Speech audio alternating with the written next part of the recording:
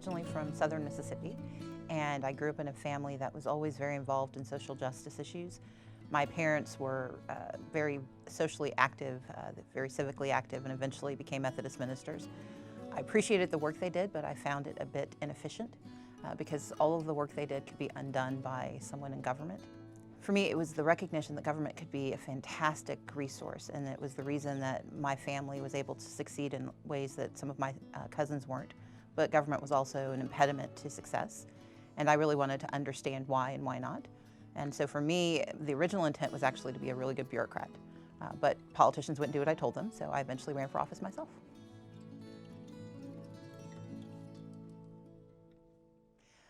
Georgia has had a seismic change in its demography over the last decade and a half. Between 2000 and 2010, more than 1.5 million people moved into the state of Georgia. 1.2 million of those people were people of color. And you have a native population that has been historically poor and historically disenfranchised. And politically, neither party had a great deal of interest in cultivating these voters. I'd heard the number of unregistered people of color, the number of unregistered black people since the day I entered politics.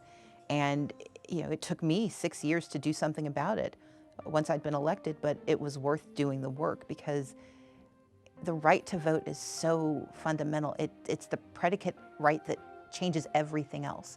When you have the right to vote, when you're concerned about criminal justice, you can go and sit on a jury. When you have the right to vote, you understand who makes the decisions about whether your children go to good schools and whether your state gives you access to health care.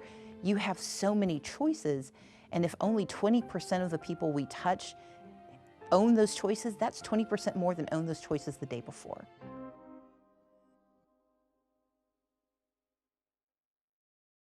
So we believe in voter education, voter registration, and voter engagement. We actually hired a national organization to come in to do focus groups and polling to find out why people of color in the Deep South weren't registering to vote. And the three issues that were the most prevalent, one is distrust.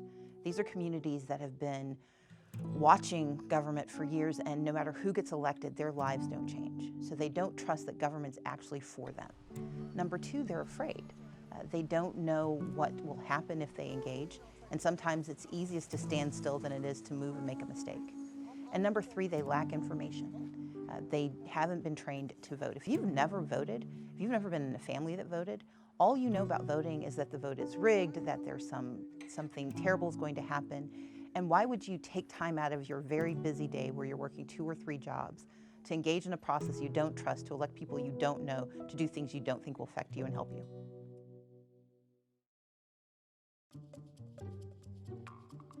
The challenges in voter registration are well known. First and foremost, it's a challenge of finding people. You have to find people where they are. We have to go across a state that is vast. It is 10.5 million people, 159 counties, which means you are knocking on doors, you are having conversations, you are hoping you're not going to be bitten by a dog while you're doing it.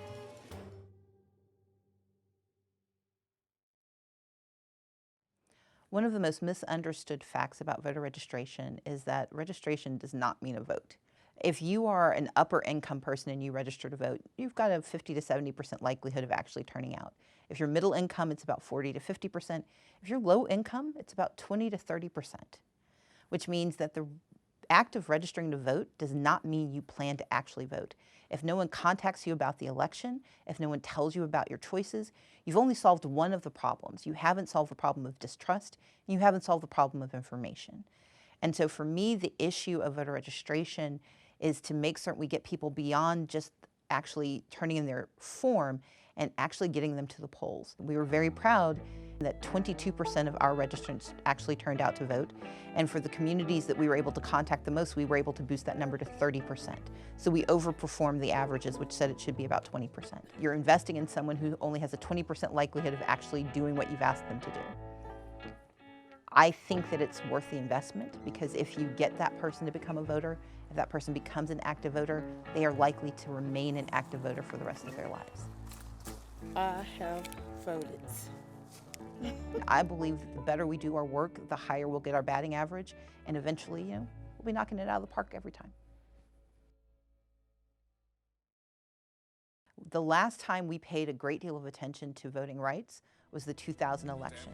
Stand by. CNN right now is moving our earlier declaration of Florida back to the too close to call column. Because our democracy was threatened, because we saw in clear and constant detail what the effects could be. The challenge we have with the average voter suppression issue is that it's happening to people we don't pay attention to every day. It's happening to the poorest among us. It's happening to people of color. It's happening to those who also have challenges with whether or not they're being treated fairly at work, whether they have access to the court system. There's so many ailments that assail that community that for them even, the right to vote seems to be the least of their worries. Voter suppression takes multiple forms. Prior to the evisceration of the Voting Rights Act, voter suppression tended to be very obvious, and that was voter ID, essentially creating such hurdles that the average voter could meet them, but that the non-average voter, usually someone of color, someone older, and someone poor, would have to take extra steps to get access to information. A second issue, though, has become poll closures. That happened once the Voting Rights Act was gutted. There was no longer the responsibility to pre-clear decisions about where people could vote.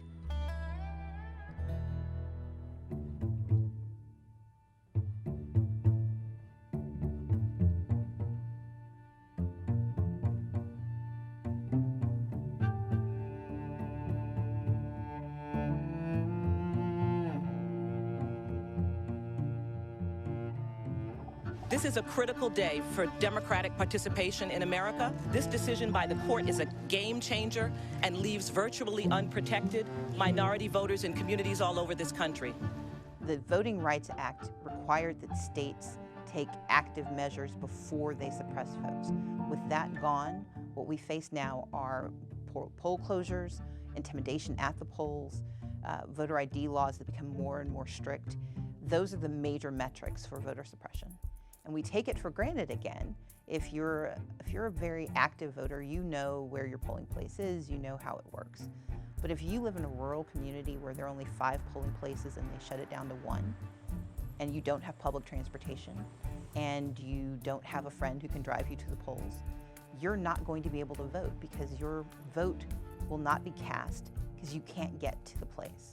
If you don't understand how voter ID works and you cannot find your birth certificate from 1927 because at the time you were born at home and you didn't have a birth certificate, and because you've never driven, you've never needed a driver's license, that's voter suppression. And for the average citizen, it's not top of mind because it isn't as sexy, it isn't as violent, it isn't as present, but it can be the most insidious danger to our democracy, because the more we have people who don't think they have responsibility, the more you have people who don't think they have any ownership, the more likely they are to disengage. And how do you include them in a civil society if they don't believe that they're a part?